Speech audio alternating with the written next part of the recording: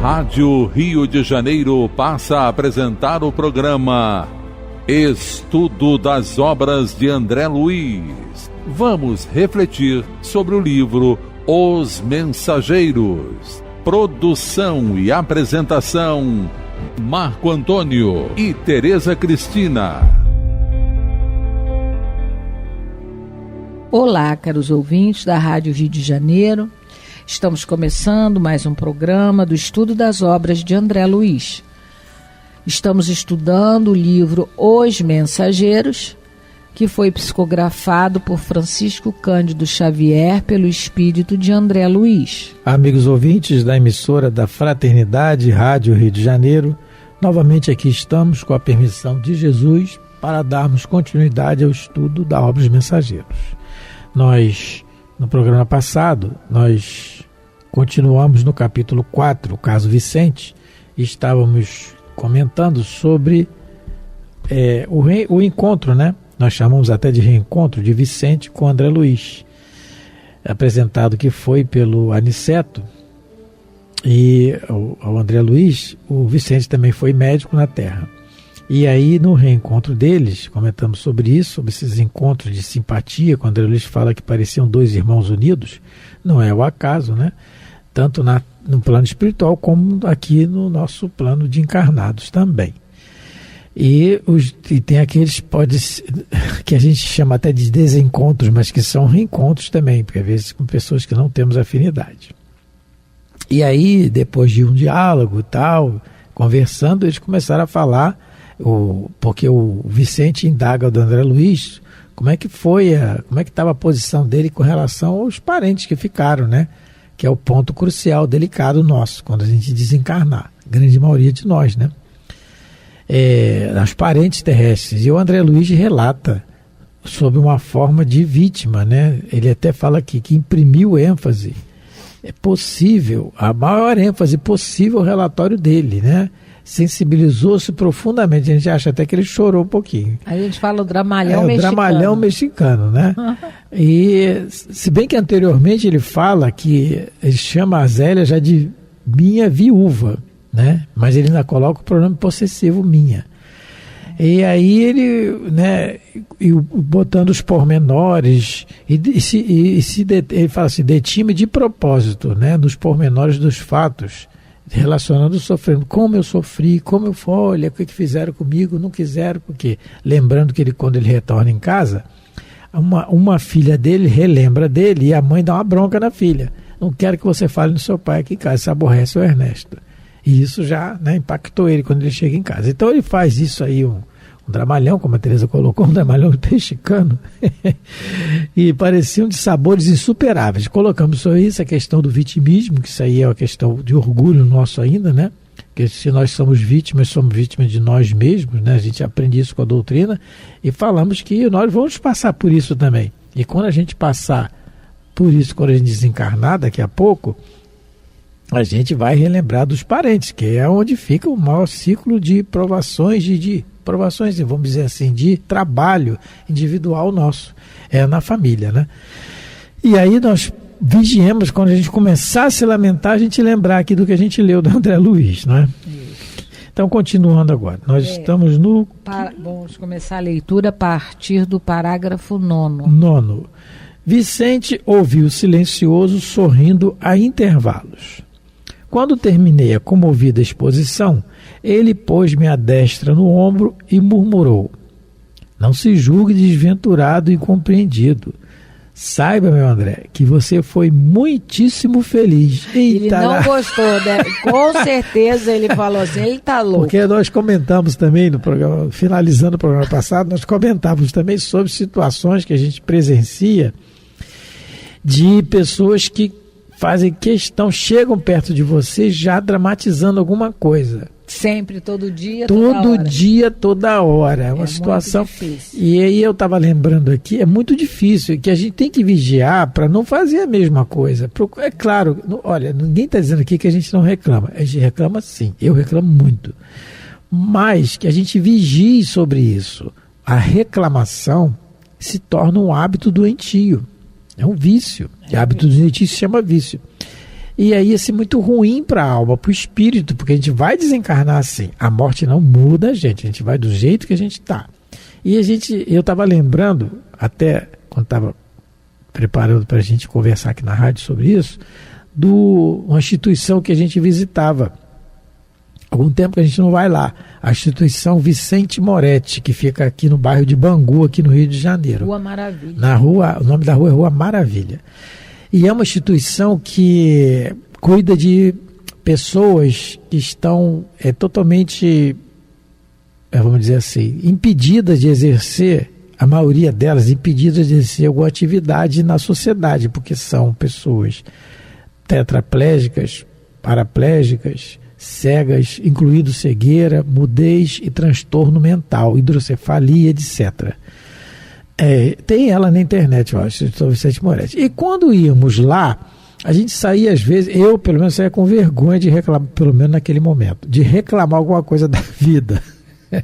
Por quê? Porque a gente via lá, e em algumas situações que a gente via, a gente presenciava sorriso às vezes no rosto das pessoas que estavam lá, presas a uma cadeira de rodas pela encarnação toda. Não que elas não tivessem não que ela tivesse, não que tivesse tristeza, mas não, elas não reclamavam. Mas não transmitiam. Tinha uma em especial que transmitia pra gente tanta alegria, e ela não conseguia. Luciene, o nome dela, né? E ela chamava de Lu. E ela transmitia, alguns ouvintes talvez conheçam de ter ido lá. E ela transmitia para nós isso. Chegou a estudar e hoje está morando com uma família que a amparou, né? Ela saiu de lá. Até isso, ela foi adotada, adulta. São situações que demonstram para a gente isso, demonstram para a gente que há pessoas que não são espíritos superiores, mas que conseguem passar por situações sem reclamar tanto. E situações que a gente nem imagina de estar, né? Não é? E então, lembrando sempre que tem muita gente boa que gostaria de ter 1/10 do que a gente tem, né? Então, vamos lá. Esse é um exercício para todos nós. Aí, continuando. Então, o Vicente fala aqui, não se julgue. Aí o André fala, como assim? Quer dizer, você sofreu mais que eu, não pode, né? Não pode. Tá no pódio. Aí ele responde assim, sua Zélia respeitou o companheiro até o fim. E o segundo matrimônio em tais circunstâncias não é de admirar. Viúva é quem vai embora. No meu caso, porém, a coisa foi muito pior. Porque, eu estou falando, olha, o que ele está dizendo? Não, e a gente André, vai ver que foi. Você morreu. E a gente vai ver que foi. Você morreu, ela ficou viúva. A fila anda, meu filho. Deve ter falado mais ou menos assim, né? A fila anda. Viúva é quem morre. Viúva é quem morre. Bem que, quando a gente, fazendo um parênteses aqui, né? A gente até brinca lá na nossa casa, às vezes, espírita. Mas quando ele gosta de brincar assim. O viúvo que for casar novamente, faça prece. Porque a gente não sabe como é que está a primeira dama lá que desencarnou, né? Que situação que está. Ou a viúva também, o primeiro damo, vamos dizer assim, né? A gente não sabe. Vide o livro Entre a Terra e o Céu. Que está lá Odila desencarnada. E né? Aqui o André Luiz. E aqui o André Luiz. Mas, graças a Deus, o André Luiz se tornou obsessor. Mas a Odila lá se tornou, lá no Entre a Terra e o Céu. Então, continuando, né? E dado meu justo espanto, o novo amigo continuou. Ele já fala justo espanto, né? Mas tudo bem. Explico-me. Meditou alguns instantes, como quem alinhava reminiscências, e prosseguiu. Ele pensou, eu vou falar. Não pode você imaginar como foi intenso o sonho de amor de meu casamento. Logo após a aquisição do diploma profissional, aos 25 anos, esposei Rosalinda, exultante de ventura. Então, aos 25 anos de idade, eu não sei quanto tempo ele está na colônia, quanto tempo ele ficou no umbral dele, se ficou, mas já tem um bom tempo. Então, o que eu quero dizer com isso que eu parei aqui? Porque médico naquela época, gente, era muita coisa. Ele era uma autoridade, era o top da sociedade, ser médico naquela época. Não é como hoje não, né? Isso é uma observação que a gente tem que fazer para a história que ele vai contar. Não levava à esposa tão somente uma situação material confortadora e sólida no terreno financeiro, mas também os meus tesouros de afeto e devotamento. E aí o André Luiz deve ter, a consciência dele mordeu, porque ele não era devotado a Zélia, tanto que ele morreu de sífilis. Né? Aí ele já começou, né? Com certeza ele falou assim, realmente já tô vendo a diferença, porque o Vicente não falou para ele que o caso dele era muito diferente, ele já está começando a ver a diferença, porque ele financeiramente, realmente, ele também deixou a Zélia razoavelmente, enquanto casado, proporcionou a ela uma vida, materialmente falando, equilibrada, não é? Uma vida boa, materialmente falando. Mas diferente do Vicente, ele não devotou, não é? Afeto a ela, porque assim, isso é o que ele achava que estava dando, mas ele, não é? Vivia com outros afetos aí pela vida. Exatamente, detalhe muito importante. Aí ele já está vendo que está diferente. Então vamos lá continuar. Que eu até me perdi aqui. Minha felicidade não tinha limites. Então, estava tudo bem. Em pouco tempo, 2 filhinhos enriqueceram-me o lar ditoso. Então, vamos dar uma paradinha aqui. Vamos mais adiante um pouco. Meu bem-estar era inexprimível. Em virtude das reservas bancárias, não me especializei na clínica, consagrando-me, todavia, apaixonadamente ao laboratório. Então, ele estava, assim, tudo certo. Estava tudo aqui, 12, como diz aqui na gíria, né? Pelo menos aqui no Rio de Janeiro, 12/8. Estava tudo certo. Pressão arterial, tudo certo. Ele casou com a mulher que ele ama, tinha os filhos, dinheiro, profissionalmente, diploma profissional, um pesquisador, se dava ao luxo de não precisar clinicar para ganhar dinheiro, porque tinha dinheiro, não sei se era de família rica, devia ser, talvez. E aí tinha os filhos, todo mundo com saúde, tudo certo, né? Aí vem, porque aí, gente, a gente estava vendo que é o que vai acontecer aqui na história dele, antes de completar a história. Nós estamos inseridos num contexto para o nosso aprendizado. O que nós vamos passar, às vezes, na reviravolta da vida, é o que nós necessitamos passar para aprender a não fazer novamente com o outro. Eu estava escutando uma palestra do Dr. Haroldo Dutra Dias, muito interessante, que ele fala que um dia a gente está do lado da carabina, apontando para o outro. A gente faz a festa, mas do outro, a gente tem que ficar do lado de lá. Frente do cano. Na frente do cano, para saber que não é bom e a gente não deve fazer isso novamente. São as expiações, não é? A gente pode ter aprendido no plano espiritual, estudado, mas tem que vir novamente a expiação, mas que Deus é aquela lei. É aquela lei de Italião que Allan Kardec coloca. A lei de Italião existe, mas Deus que aplica, porque Deus é misericórdia e amor. Então, nós não temos esse direito de aplicar a lei de Italião em ninguém, né? Mas Deus coloca direito. Por isso é que a justiça de Deus é perfeita e a dos homens é falha. Porque Deus, melhor do que ninguém, vai saber qual vai ser a experiência melhor para aquele aluno que está, vamos dizer assim, que está em falha em alguma matéria. Isso, exatamente. Então tá tudo certo, vamos lá. Continuando a história do Vicente. Atendendo aos meus pendores, não me foi difícil atrair a confiança de numerosos colegas e vários centros de estudos, multiplicando pesquisas e resultados brilhantes. Ele era pesquisador. Igual Luiz, né? Isso. E Rosalinda era a minha primeira e melhor colaboradora, a esposa. De quando em quando, notava-lhe o enfado no trato com os tubos de ensaio. Mas minha esposa sabia então calar as contrariedades pequeninas a favor da nossa felicidade doméstica. A gente vai ver aqui, observar e guardar isso. Ele notou o enfado dela, mas ele não fez nada. Isso que eu ia falar. Né? Falta de diálogo. Falta de diálogo.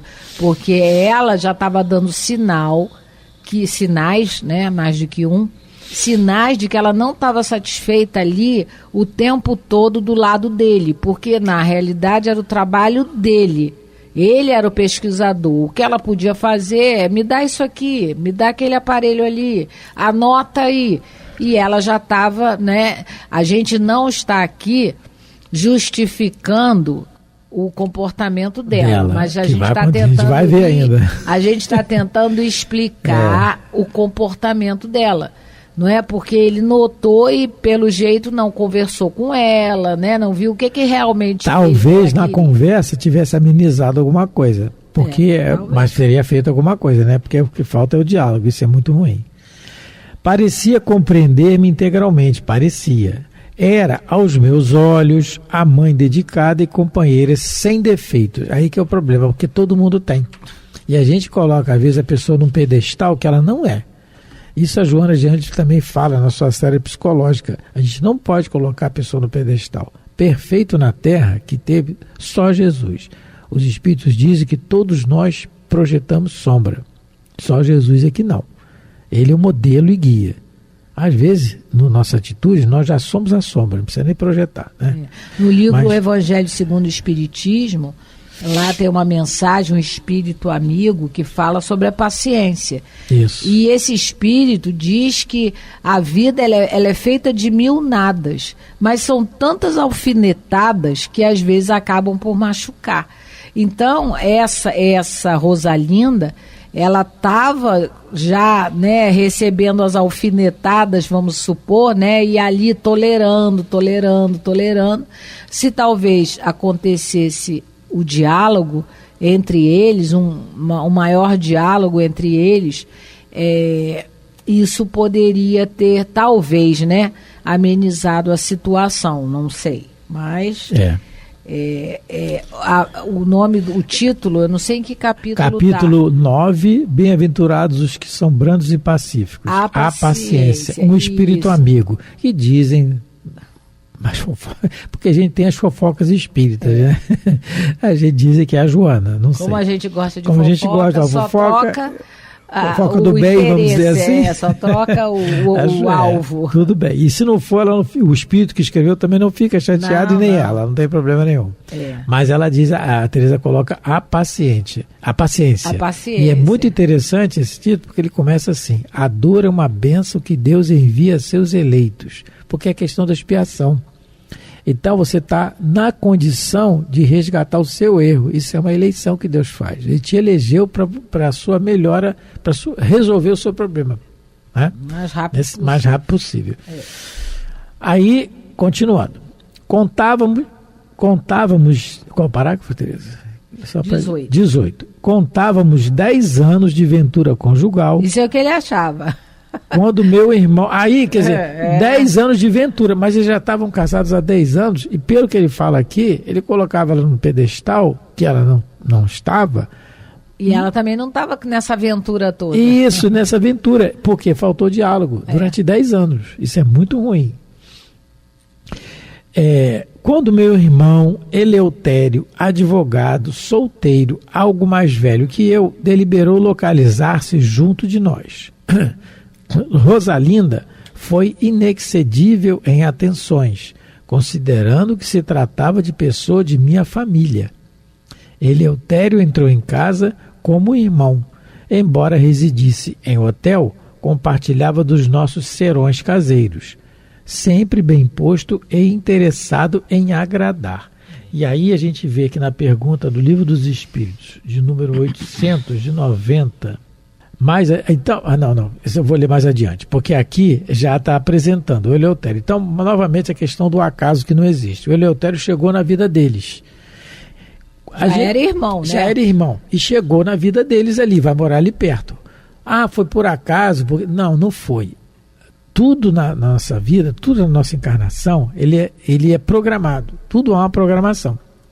Quando ele chega aqui, vai ser a prova que nós vamos ver que eles vão ter que passar. Se eles vão vencer ou não, a gente não sabe, e nem eles. É a prova mas Deus sabe. Da moça, né, da Rosalinda. Isso, exatamente. A dele, Eleutério e do Vicente. Do Vicente, né?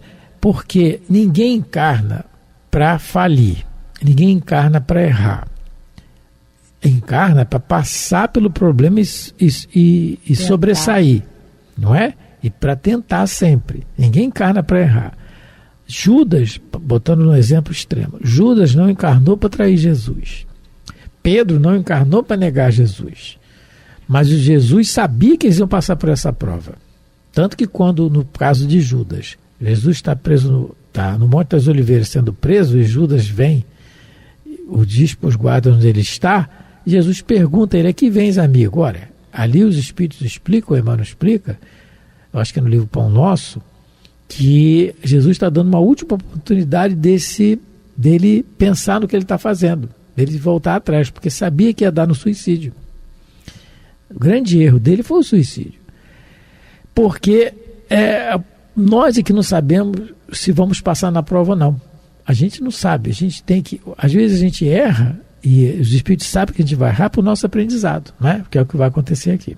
A criança só aprende a andar depois de cair depois de dar uma caidinha ou outra. Várias caidinhas. Ai, meu Deus. Né? Aí quando cai do berço, uma hora ela se apruma. Observei então que minha mulher se modificava pouco a pouco. Exigiu fosse contratada uma auxiliar que a substituísse nos meus serviços, alegando que os nossos filhinhos não dispensavam assistência maternal mais assídua. Anuí satisfeito. Tratava-se, afinal, de providência interessante ao bem-estar de nossos filhos. Contudo, a desculpa dela foi essa, cuidar das crianças, né? Sair um pouco de perto dele para ficar mais... Perto do cunhado. Perto das crianças. A desculpa foi para ficar perto das crianças. Isso. A intenção era outra.